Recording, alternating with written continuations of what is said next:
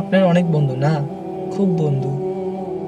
এই বন্ধুত্ব উদ্দেশ্য আপনাকে বন্ধুর সময় দেয়, আপনাকে বন্ধু সাহায্য করে, আপনাকে বন্ধু আপনার সময় মনে করিয়ে দেয় অনেক কিছু, সময় কাছে থাকে। কিন্তু এই বন্ধুটা যদি শেষমেশ এমন হয় তোমাকে কষ্ট দেয়, তোমাকে অসম্মান করে, তোমার কি আর বিপদে সাহায্য করবে, উল্টো আরো তোমাকে এসেই বিপদে ফেলে দেয়, এই বন্ধু থেকে লাভ নাই।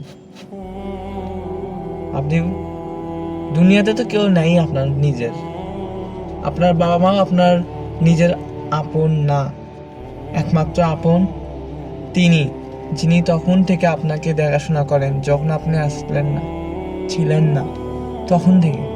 এবং যখন তারা থাকবে না তখন তিনিই তো আপনিকে দেখবেন। তাহলে সব থেকে আপন তিনি। ও বন্ধু যদি বানাতেই চান তাকে বানান। বন্ধুকে আপনি দুঃখের কথা বলেন, বন্ধুকে আপনি আপনার বয়সের সব কথা বলেন, ওই কথা না বলে আপনি তাকে বলেন না কেন?